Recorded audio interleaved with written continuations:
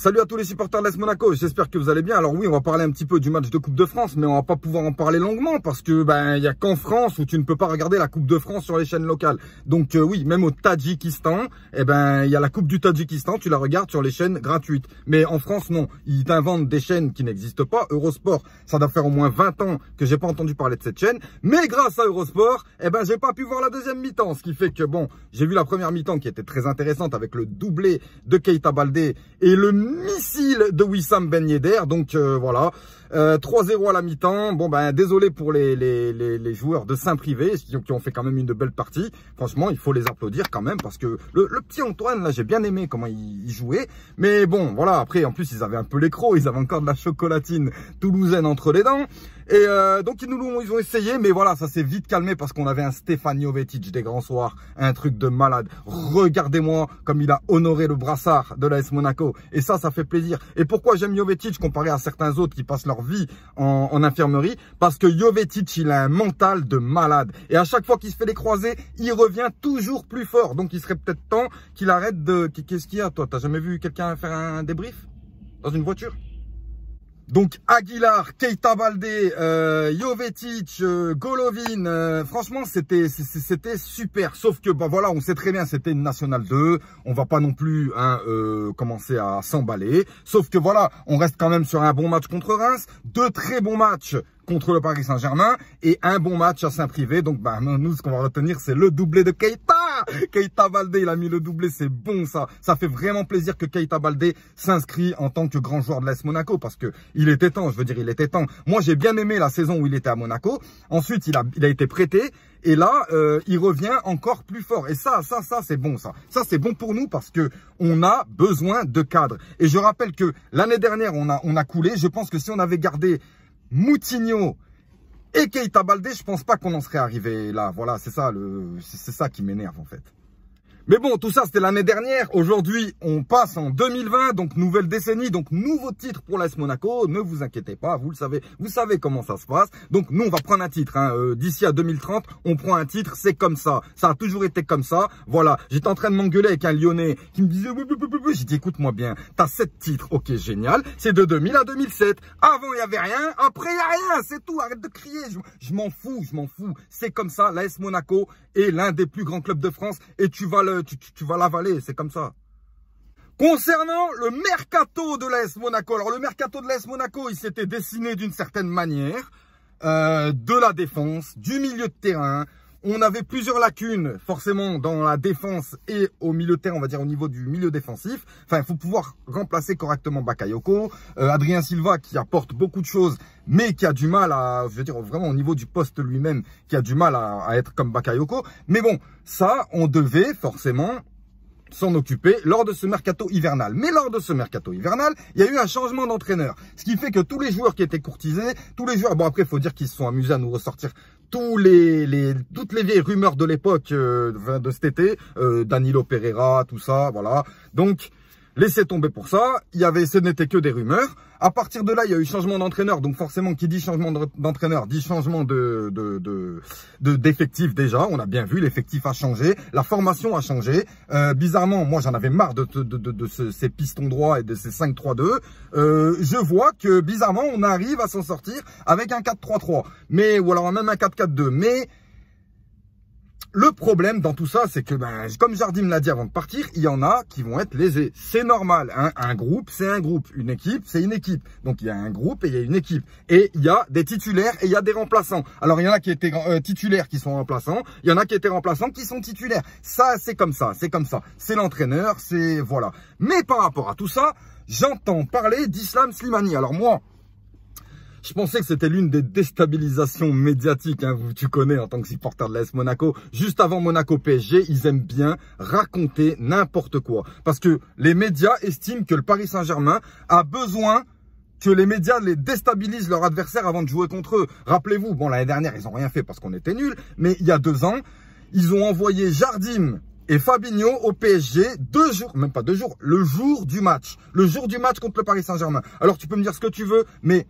Ça joue sur les joueurs, ça joue sur les vestiaires, ça joue. Et franchement, au lieu de gonfler les 2 équipes à bloc pour un gros match, ces gens-là s'amusent à cracher sur le football et ça m'énerve. Donc voilà, donc vous avez très bien pu voir que Paris Saint-Germain, ils se font lécher constamment, voilà. Et là, maintenant, ça y est, la Ligue des Champions arrive, ils vont lécher Dortmund. Oui, ils vont lécher Dortmund contre le Paris Saint-Germain. Donc voilà, en fait, c'est tout le monde qui est loti à la même enseigne.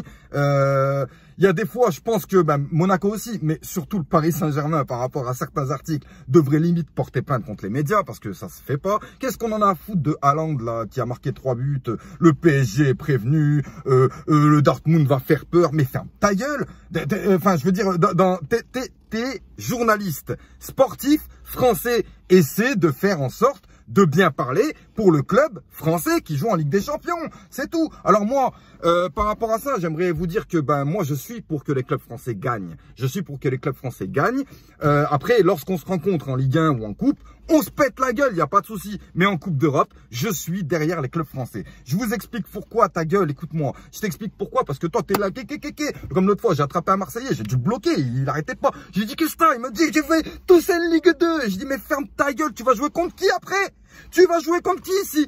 Monaco va en Ligue 2, Lyon va en Ligue 2, Marseille va en Ligue 2, tout le monde va en Ligue 2, tu joues contre qui après? Enfin voilà, mais non, mais au bout d'un moment, ça suffit. Il y a des rivalités en France, mais il faudrait peut-être revoir ça. Regardez la rivalité entre Everton, il me semble, et Arsenal. Enfin, je sais pas. Il y a des rivalités entre clubs étrangers qui sont saines et qui ont absolument rien à voir avec les rivalités à 2 balles de ce pays. Mais bon.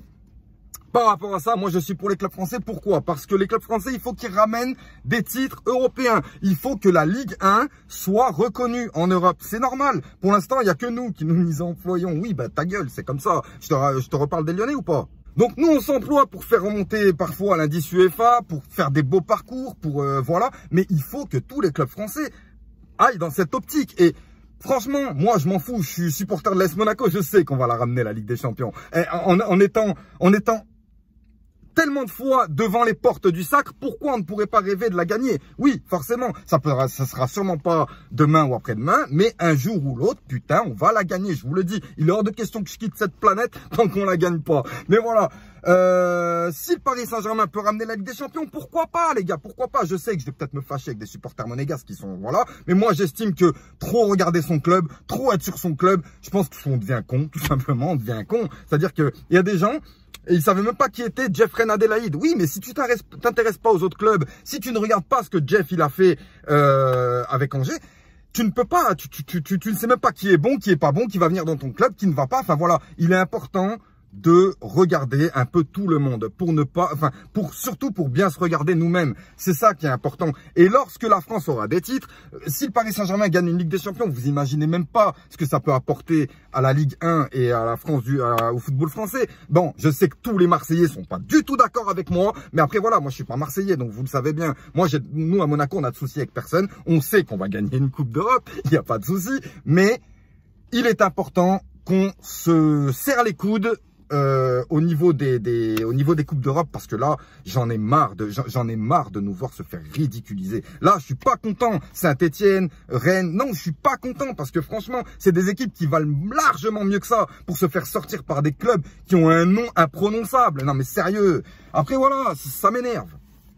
Alors pour en revenir au mercato, ouais, parce que je m'étale. Le mercato, Naldo. Ouais, beaucoup pensaient qu'il était déjà parti, mais non, il était encore là. Et là, maintenant, ils lui ont résilié son contrat. C'est dommage, parce que Naldo, on n'a pas vraiment vu jouer, on n'a pas vraiment vu ce qu'il valait. Moi, j'ai vu 2 très bons matchs de Naldo, et puis 2 cartons rouges, ce qui fait qu'ensuite, il est rentré dans une tourmente. Et puis bon, c'est pas non plus le joueur qui a une marge de progression, hein. Il est plus vieux que Moreno, donc faut pas déconner. Voilà, donc Naldo, apparemment, il a été vu à l'essai en Chine. Voilà, il va se faire sa petite retraite tranquillement. Et je suis désolé pour toi, Naldo, d'être venu à l'AS Monaco alors que c'était très difficile pour tout le monde. Et je te souhaite bon courage pour la suite. J'ai vu que Gabriel Boschilia et Benjamin Henriques ils ont fermé la porte au départ de Boschilia et Henriques. Par contre, ils ont ouvert la porte à un départ de Slimani. Là, c'est quand même assez douteux. C'est assez douteux. Parce que Slimani, c'est l'un des meilleurs joueurs de Ligue 1 de la première partie de saison. Il compose avec Ben Yedder le meilleur duo de la première partie de saison de Ligue 1.